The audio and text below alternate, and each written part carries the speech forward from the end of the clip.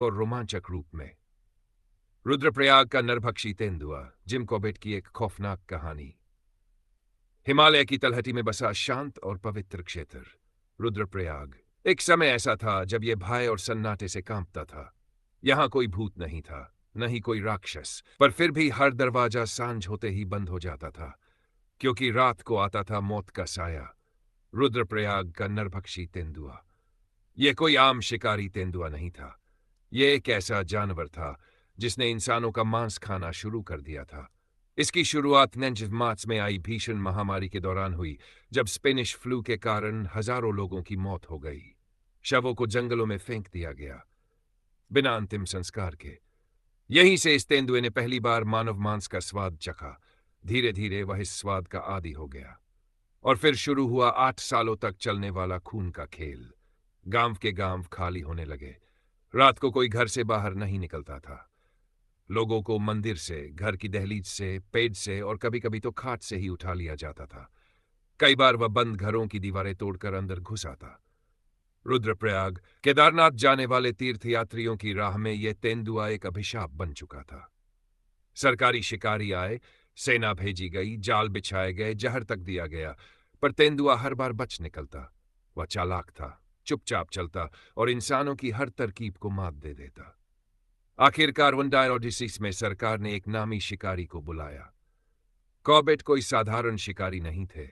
वे जंगल को आत्मा की तरह पढ़ते थे। पेड़ की पत्तियों से, मिट्टी की गंध से, जानवरों की चाल से। वे शिकारी भी थे और प्रकृति प्रेमी भी। उन्होंने इससे पहले कई नरभक्षी बाघों को मारा था, लेकिन रुद्रप्रयाग का तेंदुआ एक अलग ही किस्म का दुश्मन था। कॉर्बेट ने गांव गांव घूमकर लोगों की कहानियां सुनी।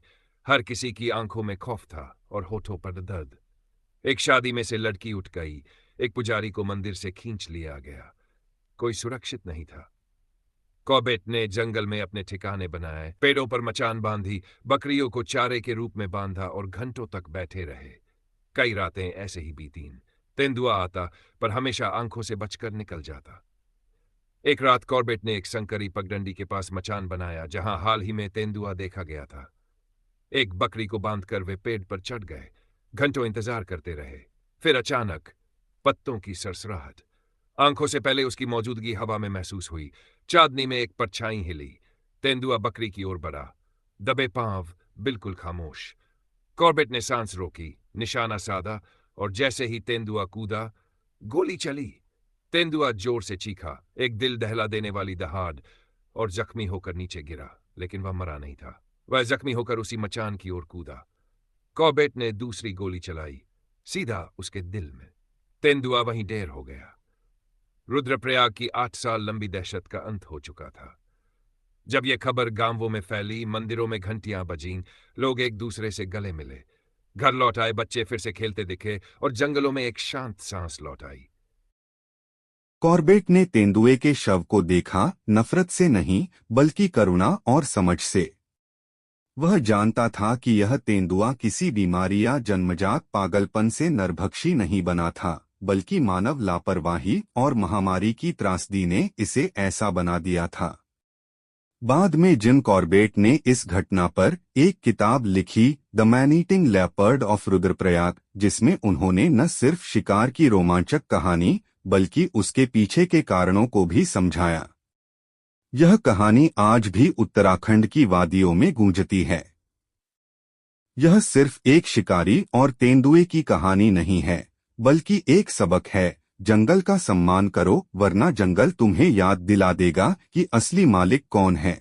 यह कहानी जिम कॉर्बेट द्वारा स्वयं लिखी गई वास्तविक घटनाओं पर आधारित है।